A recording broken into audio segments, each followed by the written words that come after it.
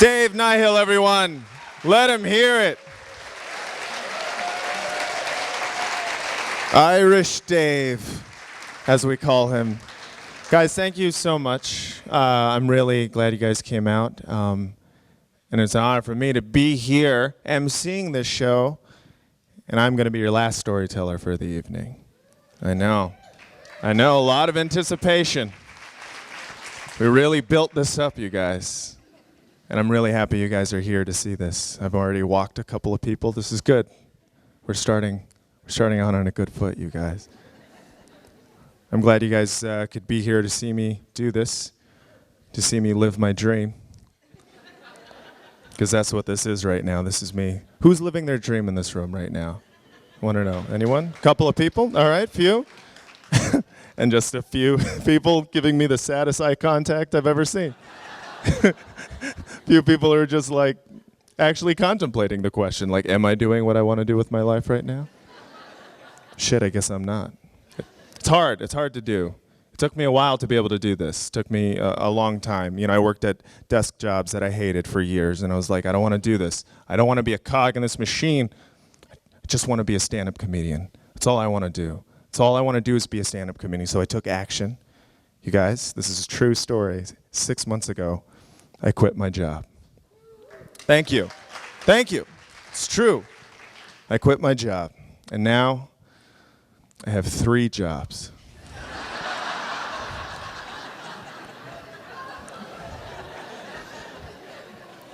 I fucked up, you guys.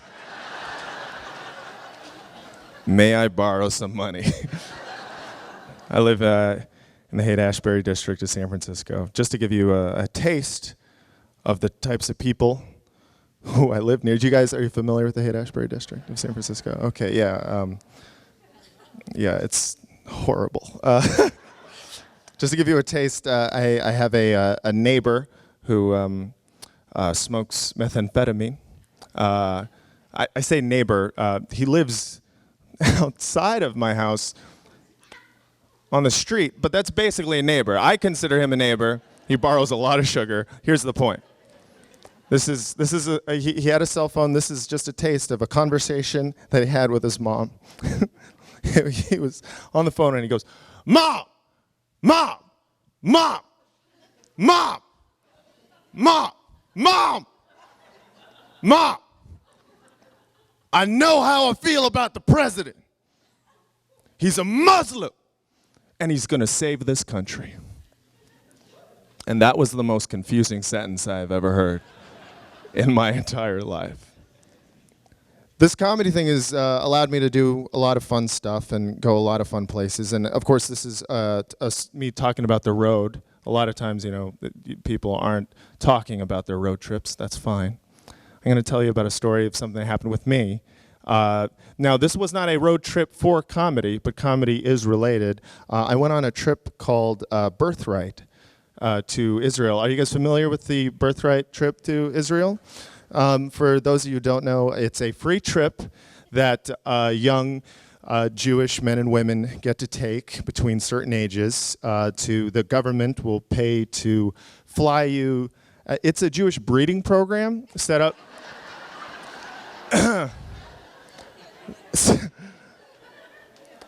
Set up by the Israeli government. It's amazing. It's a really fun trip. And I was very excited to be able to go on this trip. And I did not know that Israeli security is some of the most ridiculously aggressive and, I guess, I don't know, edgy in the world. Like, they're on edge a lot. They're you know, and understandably so. I didn't think I would pose a problem. Then again, I have a mustache, so I get it. I had all my stuff packed. I was ready to go. I'm very excited. I'm at the airport, and they are doing these interview questions before you get to board the plane, and they're asking you, you know, different questions about Judaism and your connection to it. And they asked me, what's the last Jewish holiday you celebrated? And because I'm a fun-loving guy, I was like, Kwanzaa. And in my mind, I was like, that's going to kill. I should say that. I did. It did not. So I find myself sitting in a room, 4 blank white walls. They have taken my bag, and I'm sitting in a chair, and I'm like, this can't be good. So I'm waiting for a while, and I'm literally in there for 2 hours, and I have no idea what's going on. And I'm getting more and more afraid. I'm going to miss my flight. This is crazy. What's about to happen right now? And finally, this big burly Israeli security guard comes up to me. And, these guys are, this is a really, because they look like, they're like Irish Dave, but like with a yarmulke, So it's like, it's scary. And I'm like, all right. And a gun, also a giant gun. I forgot to mention that. And he comes up to me and he goes, "Excuse me, sir. I need to talk to you for a second." But my accent is going to sound Russian, all right? So just deal with it. It's a really hard accent to do. So he says to me, and this is true, he says to me, he's like, "We looked through your bag. We found writings against Israel, writings in Arabic." He actually said this to me. I was like, what are you talking about? I don't know how to write in Arabic, and I have not written against Israel since college. So... So I'm freaking out. I was like, is this a joke? Like, what did this guy read? Did he get the wrong bag? What is happening here? And he goes and he pulls out my backpack, and out of my backpack, he pulls out my comedy notebook.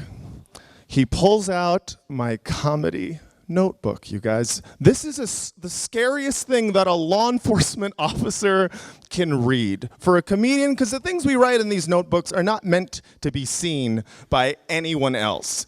They're not even meant to be seen by other comedians, but at least with other comedians, they have context to what a joke writing book is. It's a bunch of notes that we write to either full sentences of jokes or just, little catchphrases, little tiny sentences. So what he's reading is stuff like just weird shit that you're not supposed. It just says stuff like, just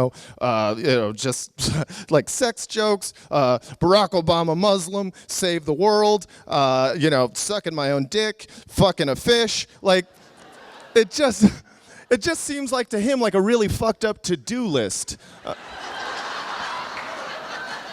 So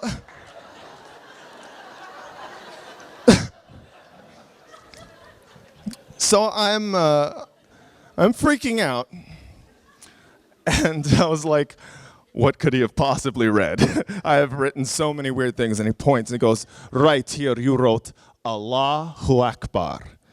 And I actually had written Allahu Akbar, which is pretty much the worst thing that I could have written for an Israeli with a gun to see. And I was like, oh man, this is all a hilarious misunderstanding.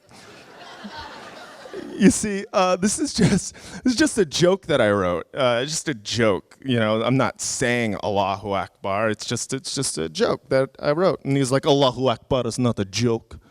How is that a joke?" And it was at that point when I realized I would have to do my joke for Israeli security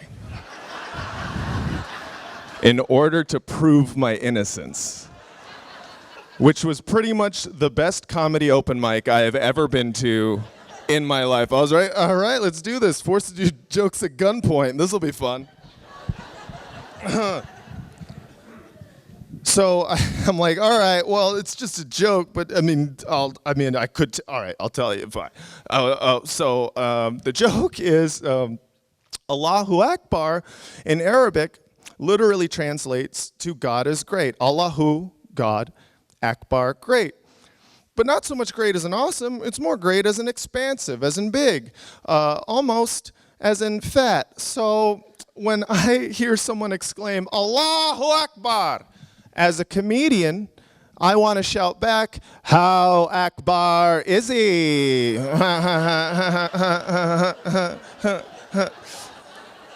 And I would love it if they responded like it was Def Comedy Jam. And they'd be like, Allahu so Akbar! Allahu so motherfucking Akbar!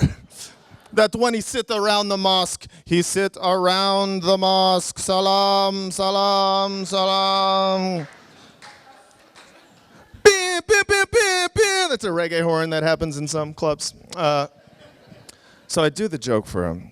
And he looks at me a lot in the way, like, many of you looked at me while I did that joke, which was just confusion and stone-faced. And he just is giving me this look like when a dog hears your voice coming out of the answering machine.